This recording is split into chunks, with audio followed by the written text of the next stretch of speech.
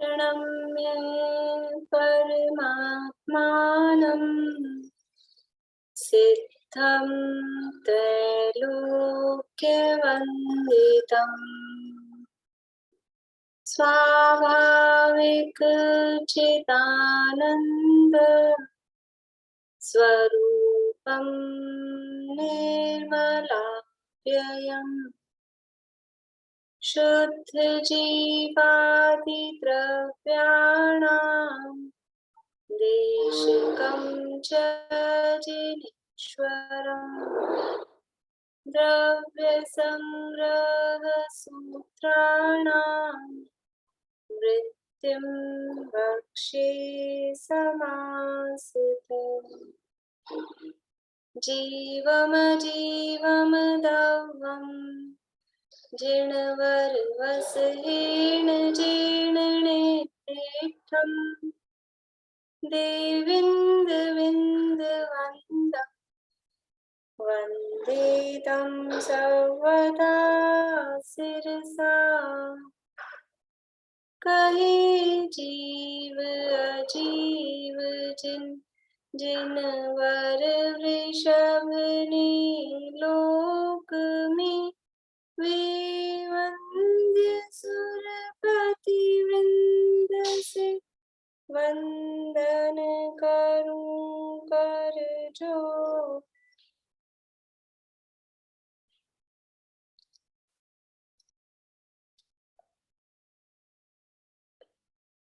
त्रैद्रव्य संग्रह नामक ये अपना ग्रंथ है और इसमें 3 अधिकार हैं। उसमें से तीसरे अधिकार की चर्चा।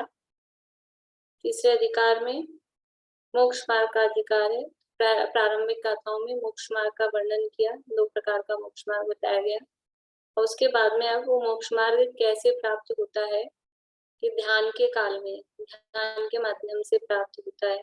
तो ध्यान करने की प्रेरणा और फिर ध्यान का स्वरूप, फल आदि उन सब बातों की चर्चा यहाँ कर रहे हैं। तो ध्याता पुरुष का लक्षण कैसा होता है वो 48वीं गाथा के माध्यम से हम देखते हैं। गाथा का पाठ करते हैं। मामुज्जः मारज्जः मादु सहैठणेठ्ठेषु स्थिरमिच्छहि जय चित्तं विचित्त झाणपसेथिये। यदि तुम विचित्र यानी अनेक प्रकार के अथवा विचित्र यानी विकल्प जाल रहित ध्यान की सिद्धि के लिए चित्त को स्थिर करना चाहते हो तो इष्ट और अनिष्ट इंद्रिय विषयों में मोह, राग और द्वेष न करो। तो अनेक प्रकार के ध्यान की चर्चा के अंतर्गत 4 प्रकार के ध्यान यहाँ बताए गए। आर्त ध्यान, रौद्र ध्यान, ब्रह्म ध्यान, शुक्ल ध्यान। उसमें से जो आर्त ध्यान, रौद्र ध्यान है वो तो संसार के कारणभूत ध्यान है और धर्म ध्यान और शुक्ल ध्यान है वो मोक्ष के कारणभूत ध्यान है।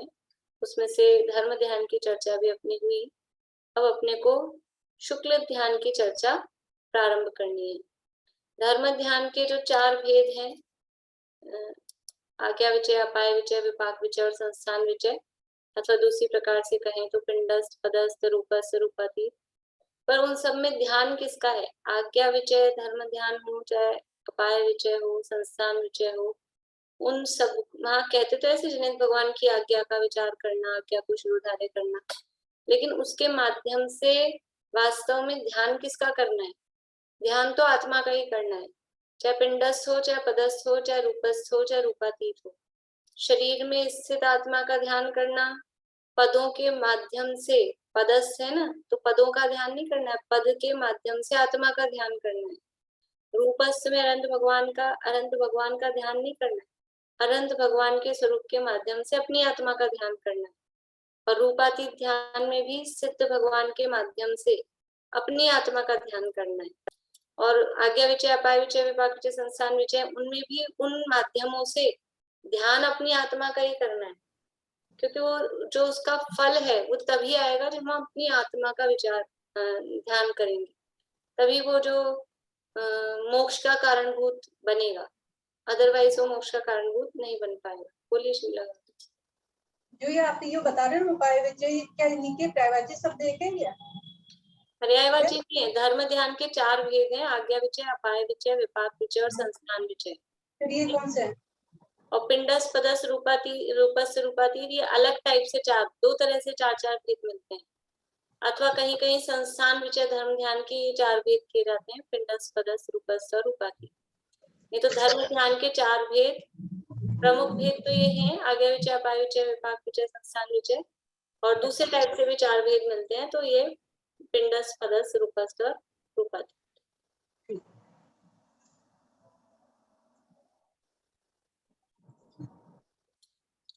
अभी शुक्ल ध्यान की चर्चा अपने को प्रारंभ करनी है।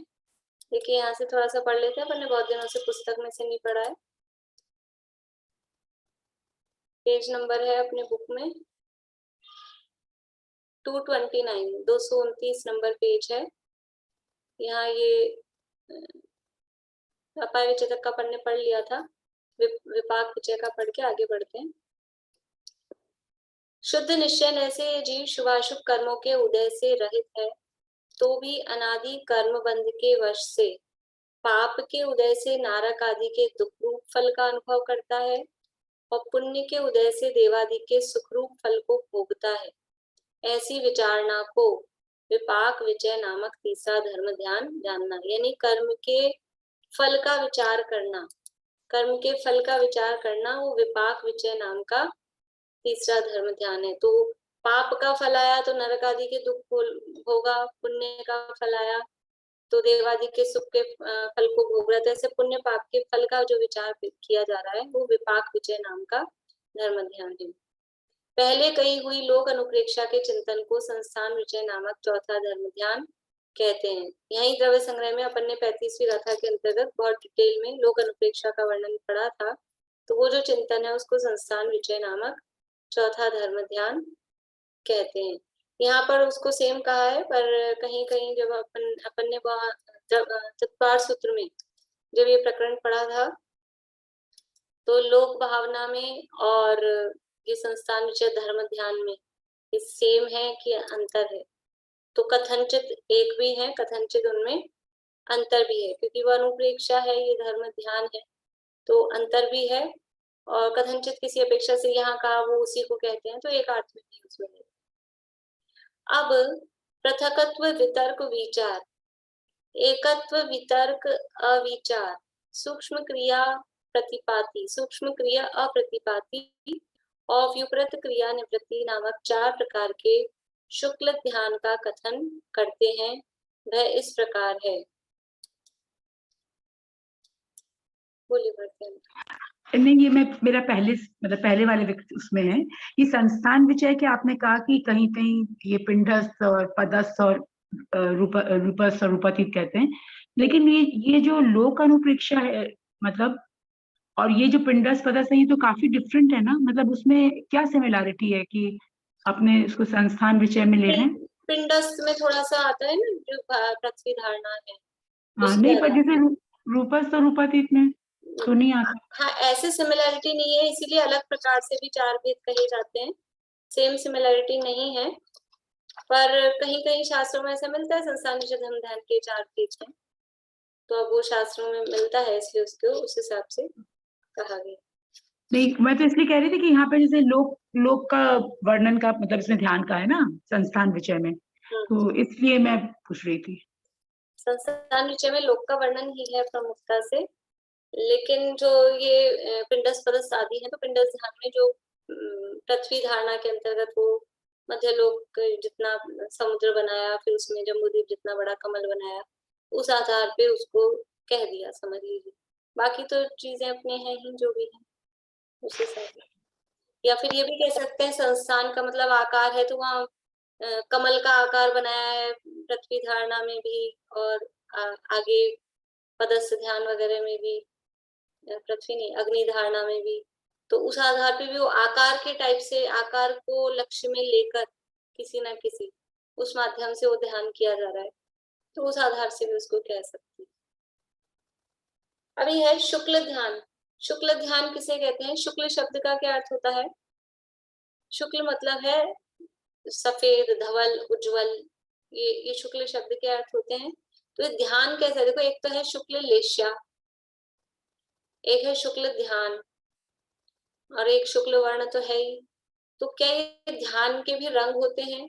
ध्यान भी कोई सफेद और कोई काला।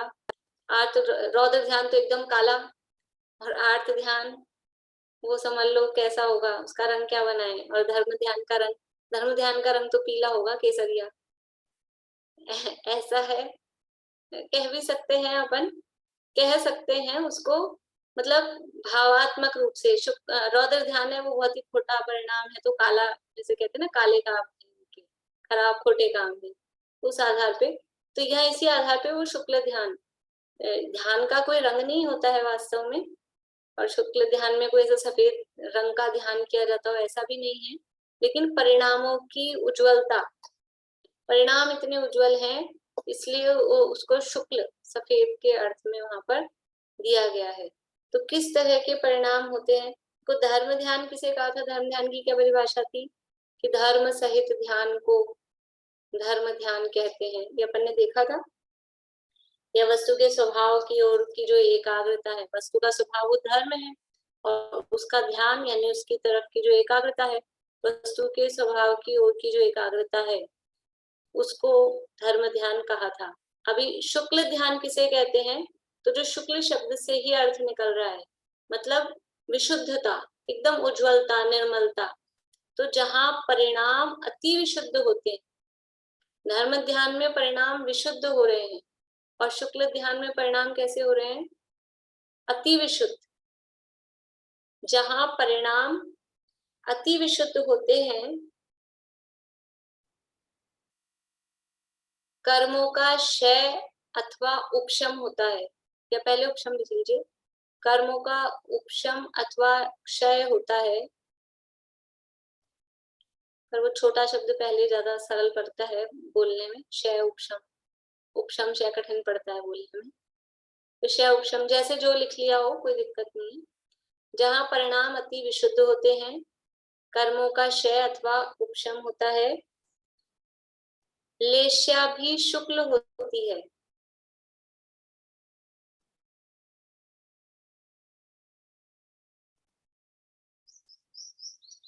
लेश्या भी शुक्ल होती है, और पूर्णतः निर्विकल्प अवस्था होती है, और पूर्णतः निर्विकल्प अवस्था होती है।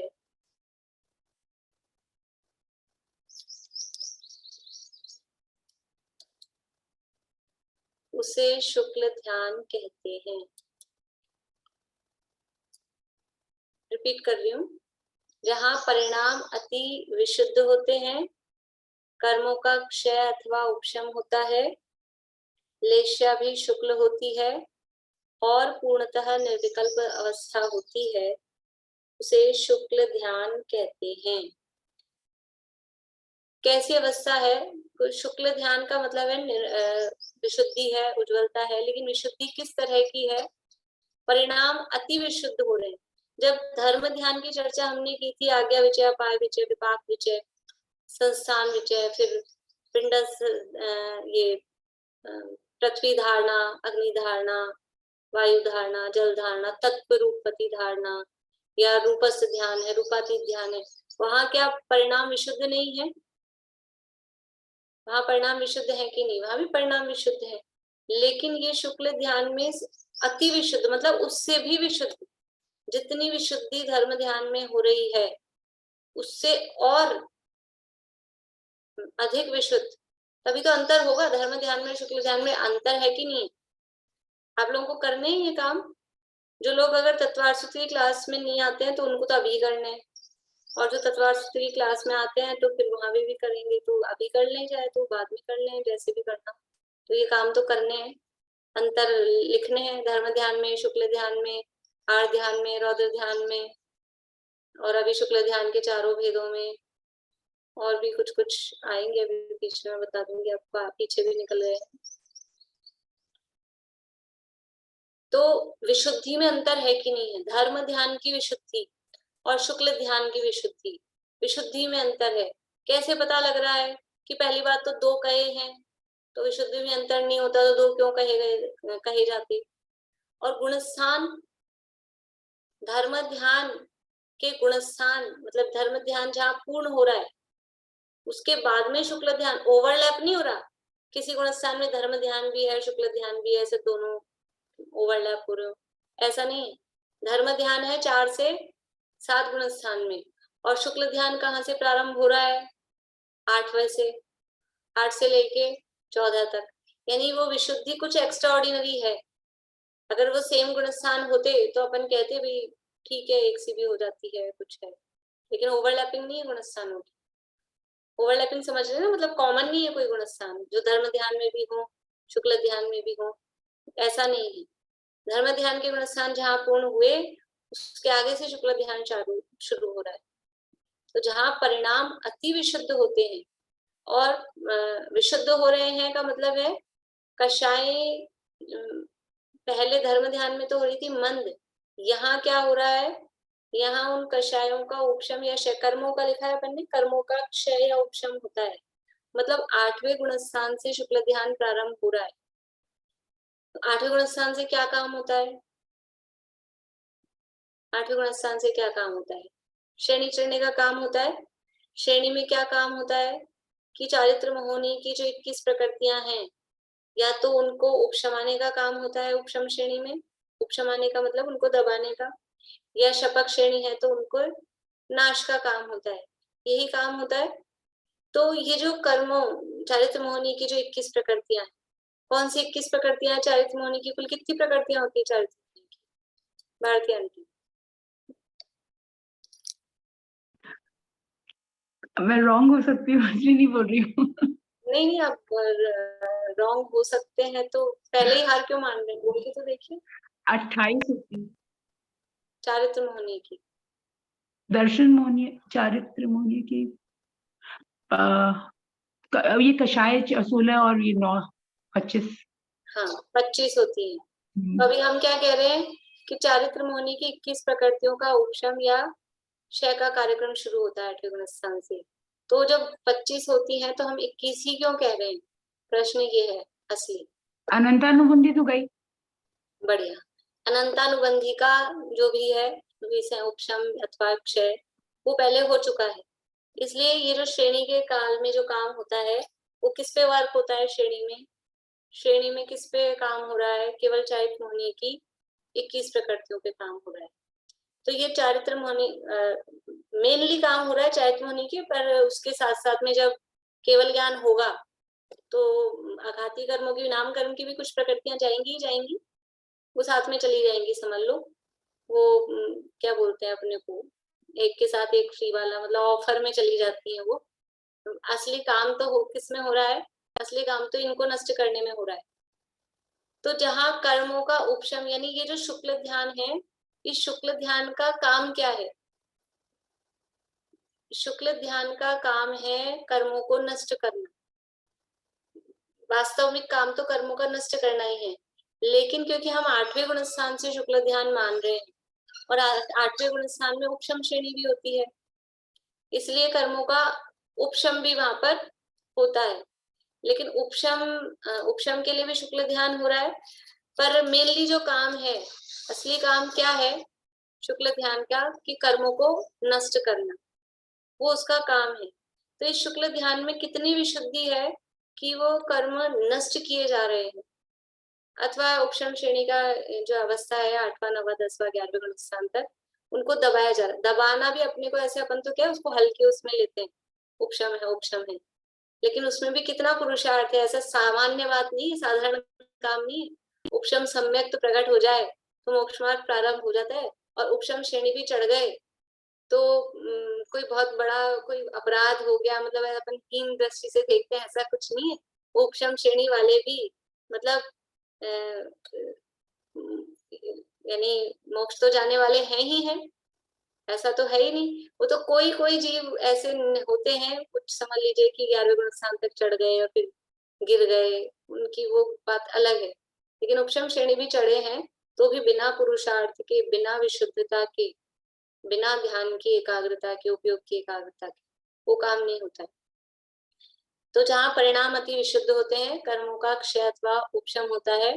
और लेश्या भी कैसी होती है वहां पर? लेश्या भी शुक्ल होती है। शुक्ल लेश्या का मतलब क्या है? लेश्या किसे कहते हैं? लेश्या किसे कहते हैं?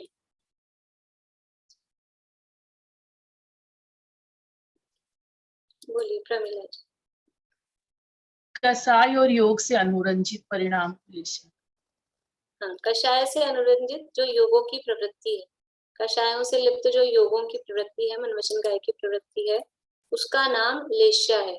तो वहां लेश्या भी, जिस समय शुक्ल ध्यान होगा तो शुक्ल ध्यान के समय लेश्या भी शुक्ल होती है। मतलब कषाय, क्योंकि कषायों का तो उपशम अथवा क्षय हो रहा है, तो वो कषाय तो मंद क्या कहें, वो तो बिल्कुल या तो उपशमित हो रही है अथवा नष्ट रूप ही है। तो वो लेश्या भी है, वो बिल्कुल शुक्ल होती है, क्योंकि योगों की प्रवृत्ति वो भी अत्यंत उज्जवल निर्मल इस तरह की होती है। तो लेश्या भी वहां पर शुक्ल होती है और पूर्णतः निर्विकल्प अवस्था होती है।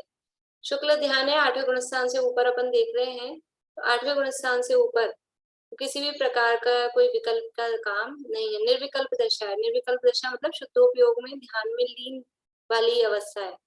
वो धर्म ध्यान जो था उसमें पूर्ण निर्विकल्पता नहीं थी। आज्ञा विचय, अपाय विचय, विपाक विचय, संस्थान विचय या पिंडस्थ पदस्थ रूपस्थ रूपातीत, इनमें उपयोग में विकल्प चल रहे थे।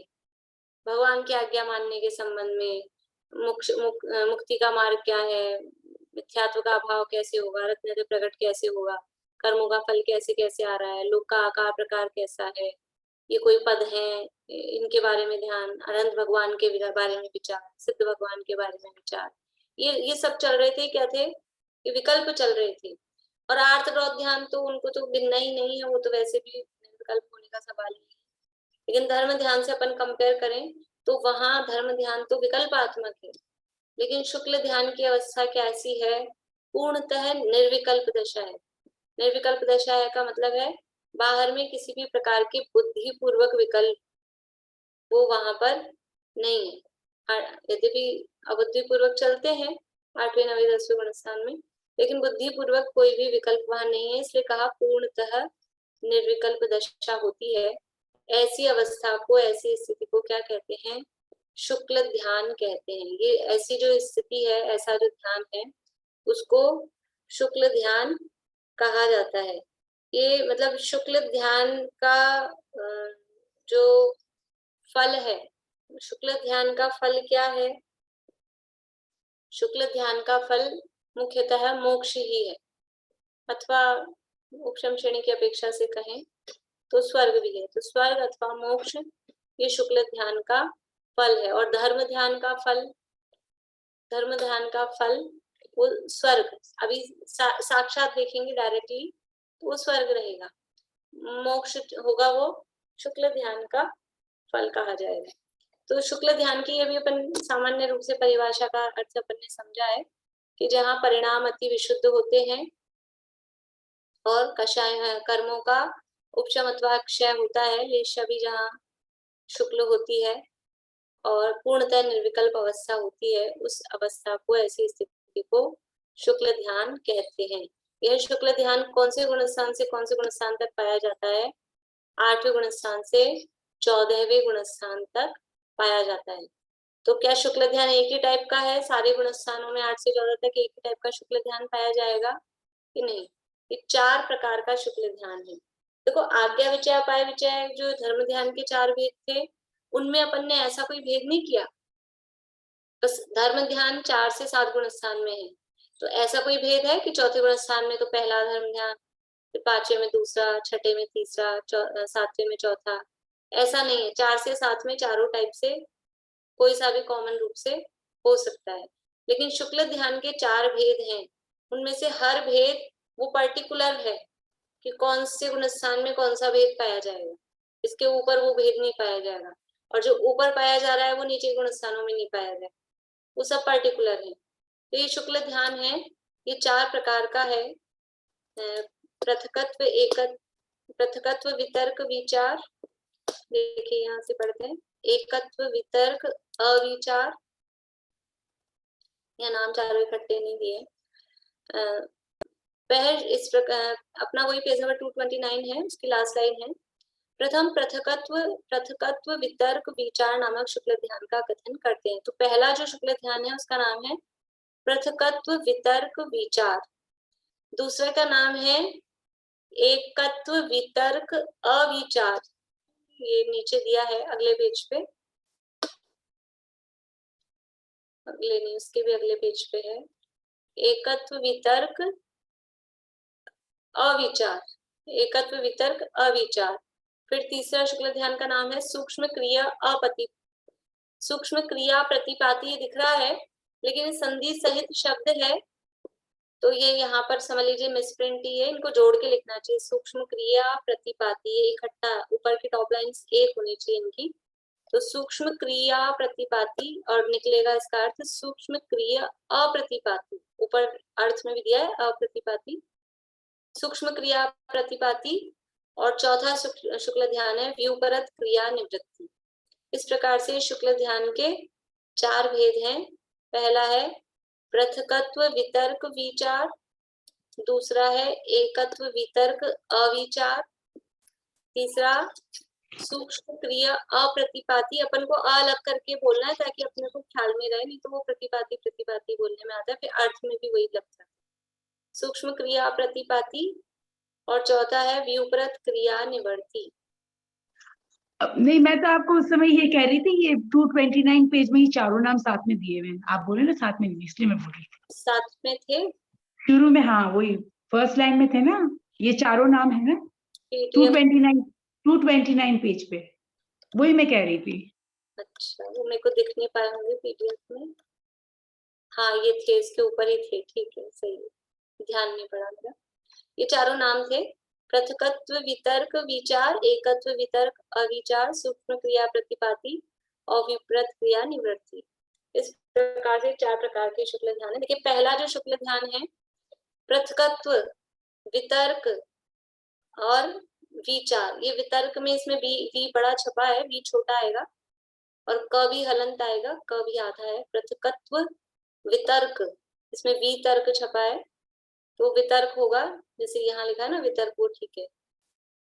और विचार तो यहीं से पढ़ते हैं अपन, फिर चर्चा कर लेते हैं। देखिए क्या कहते हैं,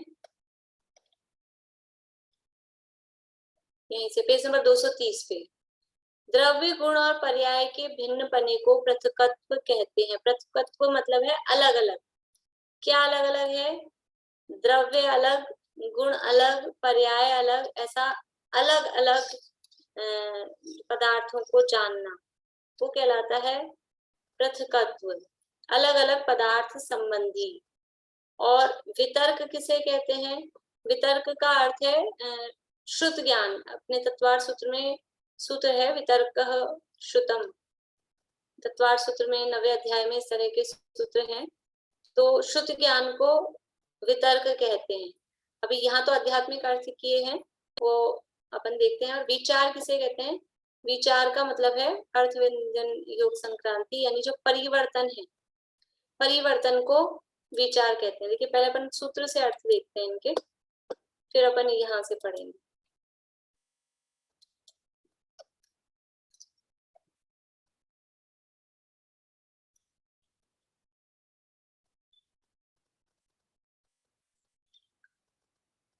ये है वितर्क श्रुतम और विचारो अर्थ व्यंजन योग संक्रांति, ये 2 अर्थ देखने हैं अपने को। वितर्क किसे कहते हैं, वितर्क कहते हैं श्रुतम, श्रुत ज्ञान को, और विचार किसे कहते हैं, अर्थ व्यंजन योग संक्रांति, उसको कहते हैं विचार। विचार का मतलब यहाँ विचार नहीं है, ये विचार है, और इस विचार का मतलब है संक्रांति का मतलब है परिवर्तन, चेंज होना। किस किस में चेंज होना, अर्थ यानी पदार्थों में, व्यंजन यानी शब्दों में, और योग यानी मन वचन काय, ये इसमें परिवर्तन होना, तो वो कहलाता है विचार। देखो शुद्ध ज्ञान को वितर्क कहते हैं, विशेष रूप से तर्क, तर्क अर्थात विचार करने को वितर्क कहते हैं। कुतर्क नहीं है, ये वितर्क है, वितर्क मतलब विशेष रूप से विचार किया गया। तो जो श्रुत ज्ञान है, श्रुत ज्ञान में क्या होता है? शुद्ध ज्ञान किसे कहते हैं? शुद्ध ज्ञान किसे कहते हैं? बोलिए शिमला भाभी। मति ज्ञान द्वारा जाने गए ज्ञान में विशेष जानना। विशेष जानना। शुद्ध ज्ञान क्या काम करता है? विशेष जान रहा है। और यहाँ भी किसको कह रहे हैं? वितर्क को। वितर्क है श्रुतम, विशेष ज्ञान को, विशेष विचार करने को। तो वितर्क मतलब शुद्ध ज्ञान है, विशेष विचार करना है। ठीक है, किसके बारे में? पृथकत्व, पृथक पृथक पदार्थ संबंधी। पृथक मतलब अलग अलग पदार्थों के संबंध। वितर्क विशेष रूप से विचार करना। और क्या हो रहा है वहां पर? विचार। विचार मतलब कि संक्रांति। संक्रांति मतलब परिवर्तन हो रहा है। किसका परिवर्तन हो रहा है? 3 चीजों में परिवर्तन होता है, अर्थ में यानी पदार्थ में, व्यंजन में यानी शब्दों में, और योग में। ये 3 प्रकार से उसमें परिवर्तन होता है। अब देखिए यहाँ से पढ़ते हैं अपन। द्रव्य, गुण और पर्याय के भिन्न पने को पृथकत्व कहते हैं। स्वशुद्धात्मा की अनुभूति जिसका लक्षण है, ऐसे भाव श्रुत को और उसके यानी शुद्धात्मा के वाचक अंतर जल्प रूप वचन को वितर्क कहते हैं। वितर्क मतलब शुद्ध ज्ञान कहा था, तो यहाँ भाव शुद्ध दिया। और वो भाव शुद्ध क्या है?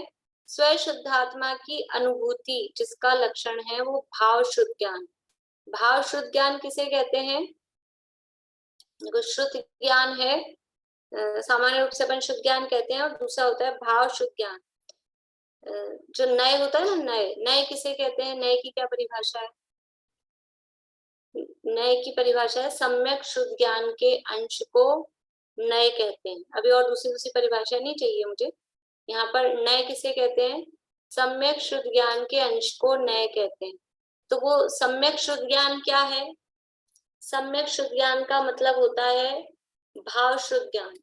भाव शुद्ध ज्ञान मतलब जो अपनी आत्मा की अनुभूति पूर्वक जो शुद्ध ज्ञान उत्पन्न हुआ है, जिस शुद्ध ज्ञान में आत्मा की अनुभूति हुई है, वो कहलाता है भाव शुद्ध ज्ञान। दूसरा अर्थ अपन देखें, शुद्ध ज्ञान मतलब शास्त्र ज्ञान। शुद्ध ज्ञान का दूसरा अर्थ शास्त्र ज्ञान करते हैं, द्वादशांग को शुद्ध कहते हैं। जो सूत्र है, सूत्र में ही दोनों अर्थ दिए हैं। पहला तो श्रुतम मति पूर्वम, ये यानी मति ज्ञान पूर्वक होता है वो शुद्ध ज्ञान। और उसके भेद कौन से किए? द्वय अनेक द्वादश भेदम। तो द्वय अनेक द्वादश भेदम कौन से शुद्ध ज्ञान के किए हैं? वो किए हैं शास्त्र ज्ञान रूप शुद्ध ज्ञान के। तभी तो उसके अंग बाह्य अंग प्रविष्ट ये भेद किए हैं। तो शुद्ध ज्ञान का अर्थ एक तो जो मति ज्ञान पूर्वक ज्ञान हो रहा है, विशेष ज्ञान हो रहा है, वो भी शुद्ध ज्ञान है। और शास्त्र ज्ञान को भी शुद्ध ज्ञान कहते हैं। शुद्ध पंचमी, शुद्ध यानी शास्त्र, तो शास्त्र ज्ञान को भी शुद्ध ज्ञान कहते हैं। और एक तीसरा अर्थ और अपन करते हैं, सुनकर जो ज्ञान होता है श्रुत ज्ञान, उसको भी, तो वो उसको जिनवाणी को श्रुत इसीलिए कहते हैं कि वो सुन सुनकर आगे परंपरा में आई है। तो यहाँ क्या कह रहे हैं? भाव शुद्ध ज्ञान। भाव शुद्ध ज्ञान का मतलब क्या है?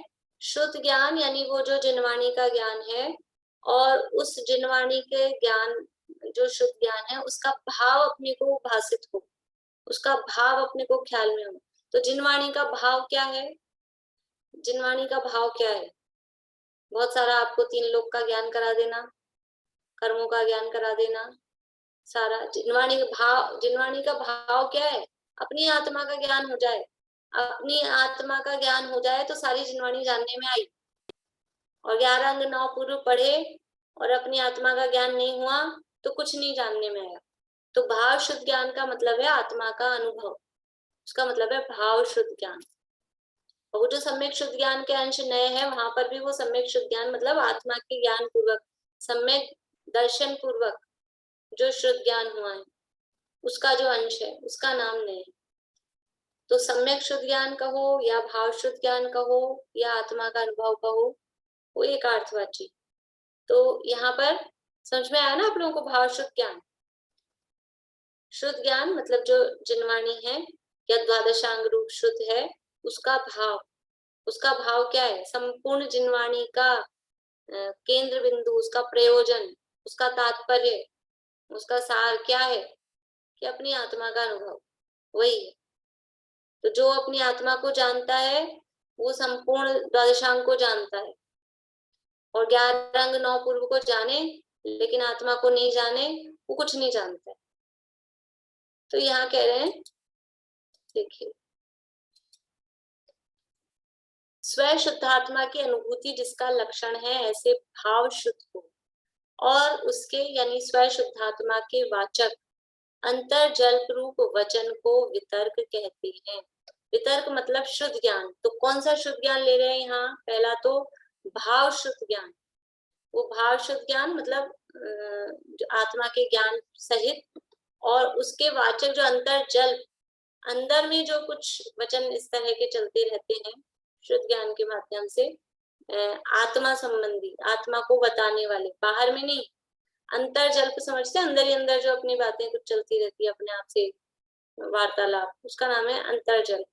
तो उस शुद्धात्मा के वाचक अंतर जल्प रूप जो वचन है उसको वितर्क कहते हैं। ये वितर्क, वितर्क है श्रुतम, शुद्ध ज्ञान को वितर्क कहते हैं। तो किस टाइप, कौन कौन सा शुद्ध ज्ञान? वहां तो एक अकेला शब्द दिया शुद्ध ज्ञान, यहाँ उस शुद्ध ज्ञान को दो टाइप से बता दिया, एक भाव शुद्ध ज्ञान और एक अंतर जल्प रूप जो शुद्ध ज्ञान वचन रूप है, वो दोनों को वितर्क कहते हैं, दोनों को उसमें गर्भित किया। और विचार, विचार का मतलब है संक्रांति, संक्रांति यानी परिवर्तन, परिवर्तन मतलब चेंज। संक्रांति समझते हैं?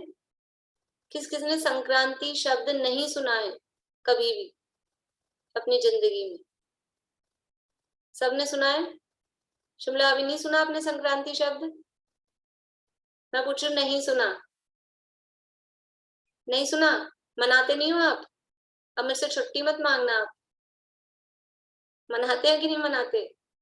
मकर संक्रांति जयपुर में तो बहुत चलती है, सब छुट्टी मांगते हैं, कल की तो छुट्टी कर दो, मकर संक्रांति। ये मकर संक्रांति, संक्रांति का मतलब क्या है? संक्रांति का मतलब है परिवर्तन। सूर्य वो राशि चेंज करता है, तो मकर राशि में वो चेंज होता है, परिवर्तन होता है, उसका नाम है मकर संक्रांति। ऐसी संक्रांति आती रहती है हर महीने, कभी कर्क संक्रांति होती है, कभी दूसरी दूसरी जो भी राशियां हैं। तो संक्रांति का अर्थ है परिवर्तन। यहाँ पर कौन सी संक्रांति होनी है? एक तो अपने को लगता है संक्रांति एक समझ लो वो आजादी की लड़ाई में क्रांति, वो उस क्रांति का मतलब क्या है? क्रांति अपन ये तो समझ लो अपन सब बड़े हो गए, किसी को ध्यान हो पढ़ाई में एसएसटी में, कभी हरित क्रांति, कभी दुग्ध क्रांति, कभी श्वेत क्रांति, ऐसे ऐसे क्रांतियां वो उसमें एसएसटी में आती रहती थी। तो ये क्या है? हरित क्रांति, क्रांति का मतलब है चेंज, क्रांति का मतलब भी चेंज, कुछ परिवर्तन किया। श्वेत क्रांति तो दूध के संबंध में जो भी कुछ परिवर्तन किया वो क्रांति। ऐसे ही यह संक्रांति का मतलब भी चेंज है, लेकिन वो चेंज किसमें है वो देखते हैं। बोलिए रेणु जी। अंतर जल्प रूप का क्या समझाए मीनिंग? आप एक बार वापस बता दीजिए। अंतर जल्प का मतलब है अंदर ही अंदर जो शब्द चलते रहते हैं, लिपसिंग नहीं, मुंह बंद है लेकिन अंदर ही अंदर बातें होती रहती है कि नहीं, कुछ शब्द चलते रहते हैं कि नहीं। नहीं, आपने जैसे इसका श्रुत ज्ञान के दो प्रकार बताए ना, एक भाव श्रुत, एक अंतर जल्प रूप, ऐसे बोला ना एक शायद। भाव श्रुत है वो आत्मानुभव, और अंतर जल्प मतलब वो शब्दात्मक है।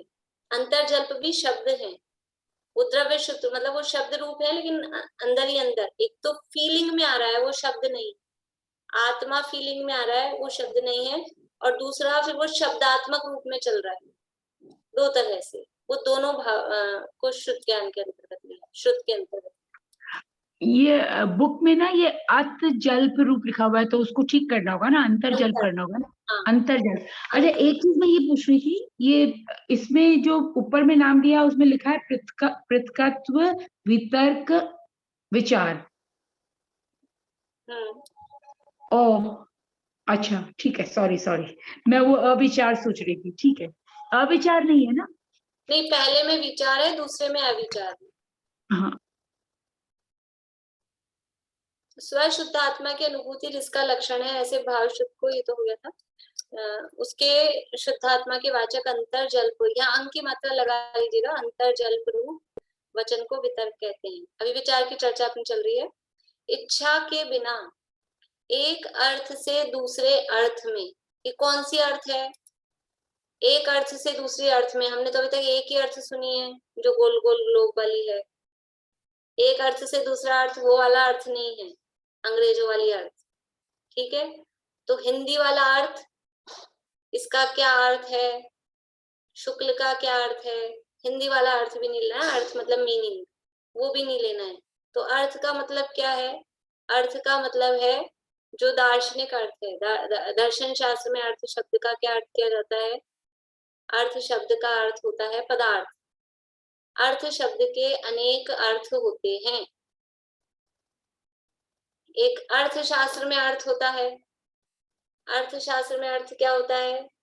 रुपया, पैसा, धन दौलत, वो अर्थ होता है। यहाँ एक अर्थ से दूसरे अर्थ में का क्या अर्थ है? अर्थ मतलब पदार्थ। ठीक है, एक पदार्थ से दूसरे पदार्थ में। इच्छा के बिना एक अर्थ से दूसरे अर्थ में, यानी एक पदार्थ का विचार करते करते दूसरे पदार्थ का विचार करते, एक वचन से दूसरे वचन में। कोई शब्द पे अपना उपयोग लग रहा था, उस शब्द से दूसरे शब्द पे चला गया, तो एक वचन से दूसरे वचन में। और मन वचन कायन तीन योगों में से किसी एक योग से दूसरे योग में जो परिणमन पलटना होता है उसे विचार कहते हैं। विचार मतलब शब्दार्थ है उसका परिणमन, पलटना, चेंज होना। अभी किस में हो रहा है? तीन तरह की चीजों में हो रहा है, पदार्थ के संबंध में, शब्द वचन के संबंध में और योग के संबंध में। तो कभी विचार कर रहे थे, समझ लीजिए जीव के बारे में। पदार्थ कितने हैं? 6 पदार्थ हैं, 6 द्रव्य, 9 पदार्थ बोलो। कभी द्रव्य के संबंध में अपन बात कर रहे हैं, 6 द्रव्य हैं। तो कभी जीव के संबंध में विचार कर रहे हैं, कभी पुद्गल के संबंध में विचार कर रहे हैं। 9 पदार्थ भी ले सकते हैं कि कभी आश्रव के संबंध में विचार कर रहे हैं, कभी संपर्क के संबंध में विचार कर रहे हैं। तो ये हो गया एक पदार्थ। तो जीव के संबंध में विचार करते करते अब पुद्गल के संबंध में विचार करने लग गए। तो ये क्या हुआ? अर्थ से परिवर्तन हुआ, उसको बोलते हैं अर्थ से अर्थांतर। ये संक्रांति हुई, ये अर्थ संक्रांति कहलाएगी। एक पदार्थ से दूसरे पदार्थ पे हमारा विचार चला गया, ये कहलाती है अर्थ संक्रांति, पदार्थ के संबंध में परिवर्तन। फिर है एक वचन से दूसरे वचन में, किसी एक शब्द के बारे में हम विचार कर रहे थे कि उपशम शब्द का क्या अर्थ है, उपशम मतलब क्या है, दबाना है। यह समझ लो कोई ये अभी मंत्रों की बात चली, ओम शब्द के बारे में विचार कर रहे थे, रीम शब्द के बारे में, ऐसा कोई भी वचन, तो उस शब्द के बारे में विचार कर रहे थे। और ओम के बारे में विचार करते करते फिर रीम के बारे में विचार करने लग गए। तो ये हो गया व्यंजन, एक वचन से दूसरे वचन, शब्द, व्यंजन कहो, शब्द कहो, वचन कहो, व्यंजन संक्रांति उसको बोलते हैं। व्यंजन का मतलब होता है वो अक्षर है, शब्द। ठीक है, तो एक पदार्थ के संबंध में विचार करते करते ऐसा होता है कि नहीं, अपने में अभी अपनी स्थिति में एकदम से क्या विचार कर रहे होते हैं, एकदम से क्या विचार आने लग जाता है, वो बदल जाता है।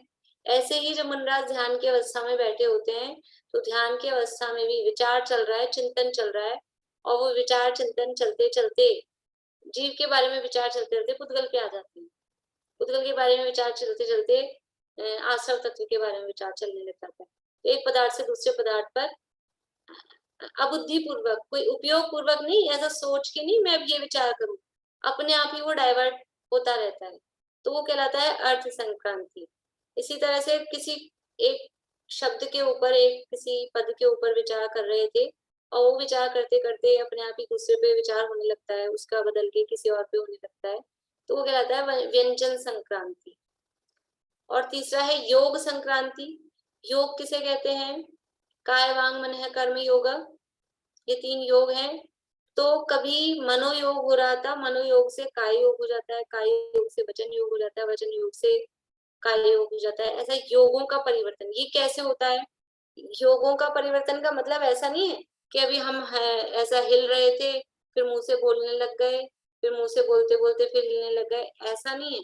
बैठे तो ध्यान में ही है, लेकिन योग का मतलब क्या है कि मन वचन काय के निमित्त से जो कर्मों को आकर्षित करने की शक्ति, तो वो कर्म तो आकर्षित हो रहे हैं, कर्म तो आ रहे हैं, तो कभी वो मनोयोग के निमित्त से आ रहे हैं, यानी आत्म प्रदेशों में जो परिस्पंदन हो रहा है, वो कभी मन के निमित्त से होता है, कभी वचन के निमित्त से होता है, कभी काय के निमित्त से होता है। तीनों योग एक साथ नहीं चलते किसी भी जीव के, एक समय में एक ही योग काम करता है। यद्यपि हमारे तीनों योग कहे जा रहे हैं और नमः त्रियोग संभार के ऐसा हम कहते हैं, लेकिन एक समय में एक ही योग काम करता है। तो एक ही योग काम करता है का मतलब क्या है कि वो जो कर्म आ रहे हैं या आत्मा के प्रदेशों में जो परिस्पंदन हो रहा है, वो आत्मा के प्रदेशों के में परिस्पंदन एक समय में एक ही योग के माध्यम से होता है। जब मनोयोग मन के माध्यम से कंपन हो रहा है तो वचन योग काय योग नहीं, फिर काय योग के माध्यम काय के माध्यम से हो रहा है परिस्पंदन, तो मनोयोग और वचन योग नहीं है। वचन योग के माध्यम से हो रहा है तो काय योग और मनोयोग नहीं है। ये एक एक समय कह रही हूँ। बड़ा टाइम लेंगे तो अपने को इकट्ठे तीनों दिखाई देते हैं, अपनी पकड़ में नहीं आते, लेकिन एक समय में एक ही योग चलता है। तो वो किस योग के माध्यम से वो परिवर्तन हो रहा है, तो ये योगों में अपने आप ऑटोमेटिकली ऐसा चेंज हो रहा है। आत्मा के प्रदेशों में परिस्पंदन में कौन निमित्त बन रहा है, उसमें जो चेंज होता रहता है उसको बोलते हैं योग संक्रांति।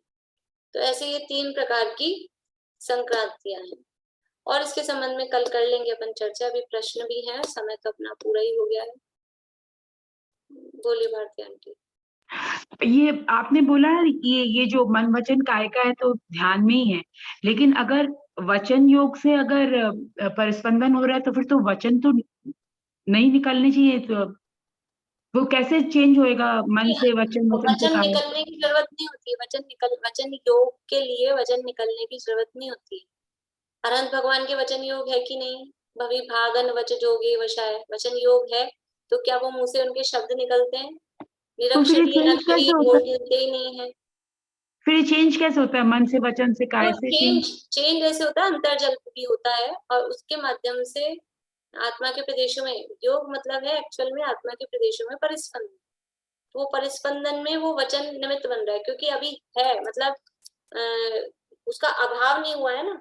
जब तक योग का अभाव नहीं हुआ है तब तक वो है, तो वो निमित्त बनता है। अब ये समझ लीजिए थोड़ी बारीक है, अपने को पकड़ में नहीं आ पाती है कि कैसे बन रहा है ध्यान की अवस्था में, क्योंकि हाँ, बाहर वही तो दिखता नहीं वही है। मैं सोच रही थी, मैंने कहा काय भी नहीं हिल रही है, वचन भी नहीं निकल रहे हैं फिर। वो अंतर्जल पर कुछ इस तरह का होता है, वो आत्मा के प्रदेशों में के परिस्पंदन में निमित्त हो जाता है। बोलिए रेणु जी। मैं एक तो बोल रही थी जैसे आपने पदार्थ का बताया ना, तो पदार्थ वही हो गया ना जो तत्वार्थ वाला है, मतलब भाव और पदार्थ वही वाला मीनिंग हो जाएगा क्या यहाँ पे? हाँ हाँ वही। और एक मैं बोल रही थी मैं पहली बार पढ़ रहे हैं तो थोड़ा सा वापस कल इसी को वापस हाँ लीजिएगा, कल ले तत्व लेंगे। वाला कोई। कल ले लेंगे, अभी थोड़े दिन बाद ही तत्वार सूत्र में भी आने वाला है, तो आपको अच्छे से तत्वार सूत्र जब आप पढ़ेंगे ना तब आपको सरल लगेगा। जब अपना वो सूत्र आएंगे ना अभी तत्वार सूत्र में, तब आपको सरल लग जाएगा। चलो और ले हेलो। लो कल हाँ वापस।